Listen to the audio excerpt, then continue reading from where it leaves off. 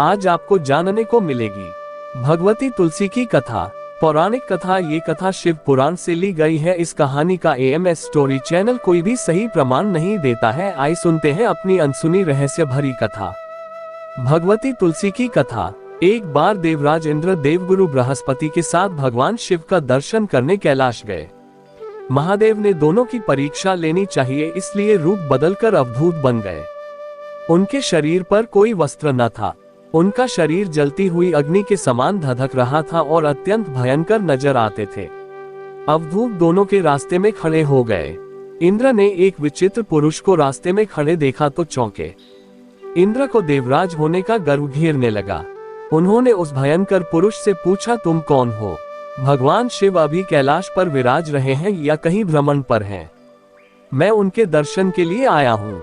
इंद्र ने कई प्रश्न किए, लेकिन वह पुरुष योगियों के समान मौन ही रहे। इंद्र को लगा कि एक साधारण प्राणी उनका अपमान कर रहा है। उनके मन में देवराज होने का अहंकार उपजा, जो क्रोध में बदल गया।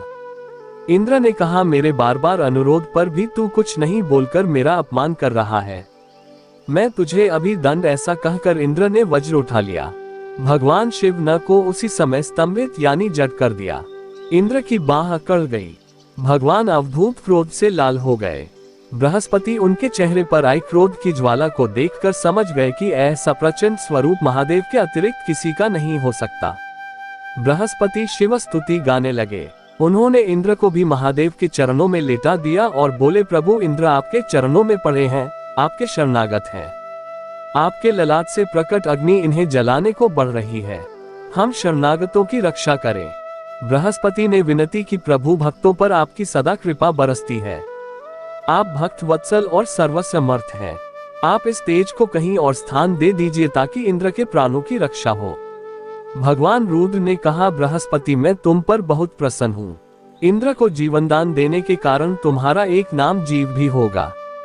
मेरे तीसरे नेत्र से प्रकट इस अग्नि का ताप देवता सहन नहीं कर सकते, इसलिए मैं इसको बहुत दूर छोड़ूंगा। महादेव ने उस तेज को हाथ में धारण कर समुद्र में फेंक दिया। वहां फेंके जाते ही भगवान शिव का वह तेज तत्काल एक बालक के रूप में परिवर्तित हो गया। सिंधु से होने के कारण उसका नाम सिंधु पुत्र जलंधर प्रसिद्ध। जलंधर जिसका नाम शंखचूड़ भी हुआ, शिव के तेज से उत्पन्न हुआ था। इस कारण परम शक्तियों से संपन्न था। वह देवों से भी ज्यादा शक्तिवान था। वह उस तेज से पैदा हुआ था जो इंद्र को समाप्त करने वाला था, इसलिए असुरों ने उसे अपना राज बनाया। अवधूत रूप में ये लीला करने के बाद महादेव अंतर्धान हो गए। इंद्र के गर्व का भंजन भी हुआ, भगवान के दर्शन भी हो गए। तुलसी से जुड़ी एक कथा बहुत प्रचलित है। श्रीमद् देवी भागवत पुराण में इनके अवतरण की दिव्य लीला कथा भी बनाई गई है। एक बार शिव ने अपने तेज को समुद्र में फेंक दिया था। उससे एक महातेजस्वी बालक ने जन्म लिया। यह बालक आगे चलकर जलंधर के नाम से पराक्रमी दैत्य राजा बना। इसकी राजधानी का नाम जलंधर नगरी था। दैत्यराज कालनेमी की कन्या वृंदा का विवाह जलंधर से हुआ। जलंधर महाराक्षस था। अपनी सत्ता के मद में चूर उसने माता लक्ष्मी को पाने की कामना से युद्ध किया, परंतु समुद्र से ही उत्पन्न होने के कारण माता लक्ष्मी ने उसे अपने भाई के रूप में स्वीकार किया। वहां से पराजित होकर वह देवी पार्वती को पाने की लालसा से कैलाश पर्वत पर गया। भगवान देवाधिदेव शिव का ही रूप धरकर माता पार्वती के समीप गया, परंतु मां ने अपने योग बल से उसे तुरंत पहचान लिया तथा वहां से अंतर्ध्यान हो गई। देवी पार्वती ने क्रोध होकर सारा वृतांत भगवान वी को सुनाया। जलंधर की पत्नी वृंदा अत्यंत पतिव्रताला। देवी पार्वती ने क्रोध होकर सारा वृतांत भगवान विष्णु को सुनाया। जलंधर की पत्नी वृंदा अत्यंत पतिव्रता स्त्री थी। उसी के पतिव्रत धर्म की शक्ति से जलंधर न तो मारा जाता था और न ही पराजित होता था। इसीलिए जलंधर का नाश करने के लिए वृंदा के पतिव्रत धर्म को भंग करना बहुत जरूरी था। इसी कारण भगवान विष्णु ऋषि का वेश धारण कर वन में जा पहुँचे, जहाँ वृंदा अकेली भ्रमण कर रही थी। भगवान के साथ दो मायावी राक्षस भी थे, जिन्हें देखकर वृंदा भयभीत हो गयी। ऋषि ने वृंदा के सामने पल में दोनों को भस्म कर दिया। उनकी शक्ति देखकर वृंदा ने कैलाश पर्वत पर महादेव के साथ युद्ध कर रहे अपने पति जलंधर के बारे में पूछा। ऋषि ने अपने माया जाल से दो वानर प्रकट किए। एक वानर के हाथ में जलंधर का सिर था तथा दूसरे के हाथ में धड़। अपने पति की ये दशा देखकर वृंदा मूर्छित होकर गिर पड़ी। होश में आने पर उन्होंने ऋषि रूपी भगवान से विनती की कि वह उसके पति को जीवित करें। भगवान ने अपनी माया से पुनः जलंधर का सिर धड़ से जोड़ दिया, परंतु स्वयं भी वह उसी शरीर में प्रवेश कर गए। वृंदा को इस छल का जरा आभास न हुआ। जलंधर बने भगवान के साथ वृंदा पतिव्रता का व्यवहार करने लगी, जिससे उसका सतीत्व भंग हो गया।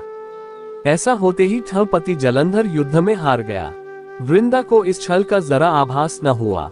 जलंधर बने भगवान के साथ वृंदा पतिव्रता का व्यवहार करने लगी, जिससे उसका सतीत्व भंग हो गया। ऐसा होते ही वृंदा का पति जलंधर युद्ध में हार गया। इस सारी लीला का जब वंदा को पता चला तो उसने क्रुद्ध होकर भगवान विष्णु को शिला होने का श्राप दे दिया तथा स्वयं सती हो गई। जहां वृंदा भस्म हुई वहां तुलसी का पौधा उगा। भगवान विष्णु ने वृंदा से कहा, हे वृंदा, तुम अपने सतीत्व के कारण मुझे लक्ष्मी से भी अधिक प्रिय हो गई हो। अब तुम तुलसी के रूप में सदा मेरे साथ रहोगी। जो मनुष्य भी मेरे शालिग्राम रूप के साथ तुलसी का विवाह करेगा उसे इस लोक और परलोक में विपुल यश प्राप्त होगा। जिस घर में तुलसी होती है वहां यम के दूत भी असमय नहीं जा सकते। गंगा व नर्मदा के जल में स्नान तथा तुलसी का पूजन बराबर माना जाता है। चाहे मनुष्य कितना भी पापी क्यों न हो, मृत्यु के समय जिसके प्राण मंजरी रहित तुलसी और गंगा जल मुख में रखकर निकल जाते हैं, वह पापों से मुक्त होकर वैकुंठ धाम को प्राप्त होता है। जो मनुष्य तुलसी व आंवलों की छाया में अपने पितरों का श्राद्ध करता है, उसके पितर मोक्ष को प्राप्त हो जाते हैं। उसी दैत्य जलंधर की यह भूमि जलंधर नाम से विख्यात है। सती वृंदा का मंदिर मोहल्ला कोट किशनचंद में स्थित है। कहते हैं इस स्थान पर एक प्राचीन गुफा थी जो हरिद्वार तक जाती थी।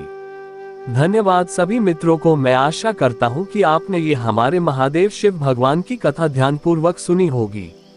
ऐसे ही और भी रोचक कहानी एवं कथा सुनने के लिए हमारे चैनल को सब्सक्राइब जरूर करें। धन्यवाद।